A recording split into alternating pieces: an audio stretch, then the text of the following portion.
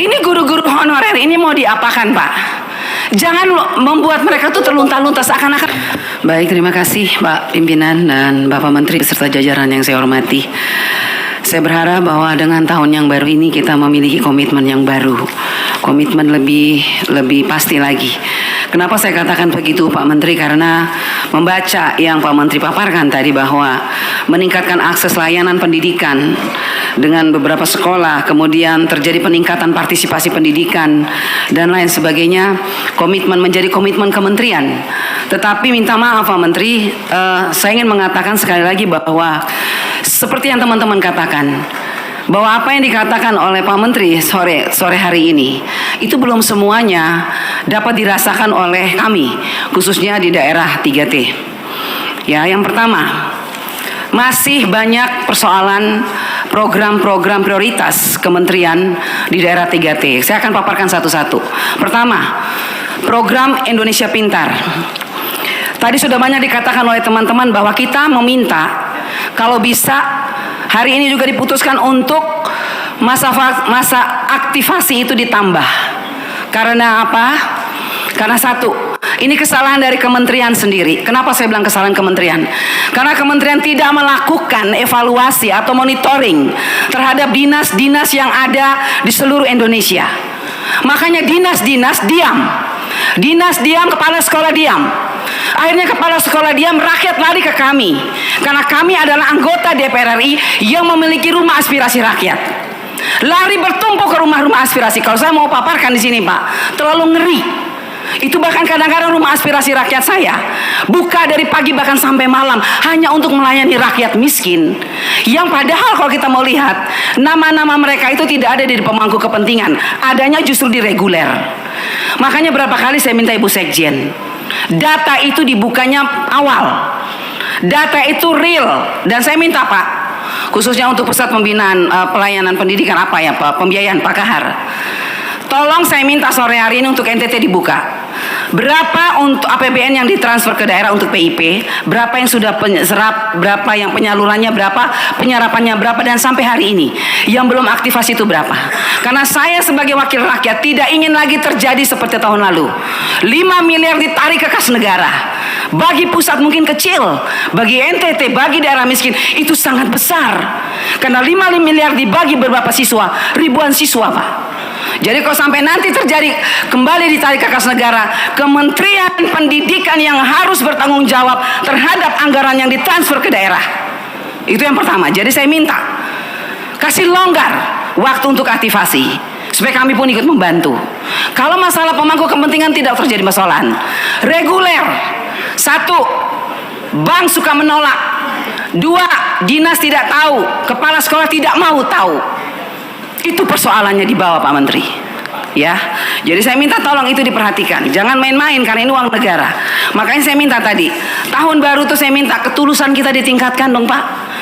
Pak Menteri dan semua jajaran. Karena apa? Kalau kita tulus untuk rakyat, pasti ini anggaran ini akan turun sampai ke bawah. Ini masalahnya nggak tulus, setengah-setengah. Dana dilempar, tidak diperhatikan. Contoh, sampai sekarang minta maaf Ibu Irjen, saya sudah minta dari periode dari kemarin sampai hari ini mana? Ibu menyuruh puluhan orang turun ke NTT untuk melakukan audit. Sampai hari ini tidak ada. Mana? Saya hanya dengar-dengar angin-angin aja nih dari guru-guru. Ibu ada temuan Bu. Ibu, yang mana? Ibu tidak pasti, tidak ada sampai sekarang ya Bu ya. Dana BOS, PIP saya sudah minta. Ibu turunkan puluhan orang menggunakan uang negara. Berhari-hari di NTT, mana laporannya? Tidak ada. Yang kedua, mengenai honorer, saya ingin menanyakan kepada kementerian, ini guru-guru honorer ini mau diapakan Pak?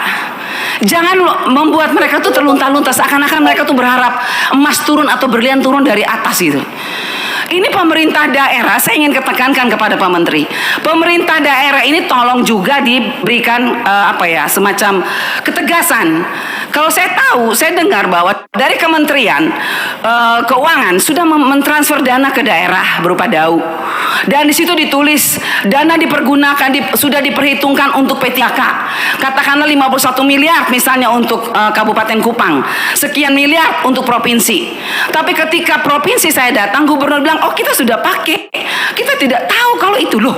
Pertanyaan saya untuk Pak Menteri tahu nggak anggaran yang dikirim dari Menteri Keuangan untuk P3K di daerah, tapi dipakai oleh pemerintah daerah? Pertanyaan saya, siapa yang bertanggung jawab terhadap uang ini, Pak? Ini uang diperuntukkan untuk P3K, tapi dipakai oleh Pemda. Yang saya heran, kok kementerian diam? Yang ngurus ini kan Bapak sebagai menteri. Yang ngurus pendidikan P3K ini kan kementerian. Kenapa diam? Nah sekarang saya dengar lagi nih, Pak Menteri, saya sempat baca nih di YouTube bahwa tidak akan ditransfer dana ke daerah, daunya ditahan dulu deh kalau pemerintah daerahnya tidak serius. Itu dilakukan apa enggak, Pak? Saya bersyukur tadi Bu Nunung memberikan kepada saya bahwa ada Permenkyu yang baru, bahwa dana tunjangan khusus, dana tunjangan melekat di dalam DAU. Begitu ya Bu, nanti mohon penjelasan. Kalau memang itu terjadi, puji Tuhan, saya sebagai orang Kristen mengucapkan puji syukur. Karena banyak air mata guru-guru yang masih belum selesai, Pak. Kalau memang tunjangan itu melekat di dana DAU, berarti katakan dong kepada rakyat, jelaskan. Dan katakan kepada pemerintah daerah, jangan lagi mempersulit rakyat. Baik. Oke, tunggu Pak Dede sedikit lagi Pak. Ada persoalan ini. Ada juga masalah ini. Apa tadi sudah hilang? Ya itu tadi Pak.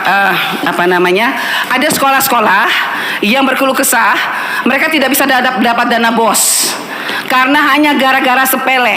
Mereka lupa menginput surat izin dana BOS. Tahun ini mereka bilang, ibu kami tidak dapat dana BOS, bagaimana kami? Mohon Pak, banyak itu. Terus yang terakhir, kita lihat kemarin ada seorang bocah asli dari Nusa Tenggara Timur, Nono. Bocah cerdas, brilian, dia menang matematika secara internasional, mendunia. Ya, saya rasa inilah kebanggaan kita, walaupun kita daerah terpencil, tapi NTT bisa mengharumkan nama bangsa di tingkat dunia. Pertanyaan saya, apa yang dilakukan oleh Pak Menteri untuk anak ini? Apa yang dilakukan bangsa untuk anak-anak seperti ini? Saya tahu bukan hanya satu orang, mungkin ada banyak. Jadi saya minta kementerian untuk anak-anak yang brilian seperti Nono, yang berasal dari Nusa Tenggara Timur, tolong diberikan tempat untuk mereka, dididik setinggi-tingginya. Kumpulkan mereka yang cerdas-cerdas ini, Pak. Jangan dibiarkan begitu. Saya sedih kalau sampai anak ini begitu brilian mengharumkan nama bangsa di tingkat dunia, tapi tidak mendapat respon atau tidak mendapat apapun dari pemerintah. Baik. Nah, itu aja pimpinan, saya rasa itu, dan sekian dan terima kasih.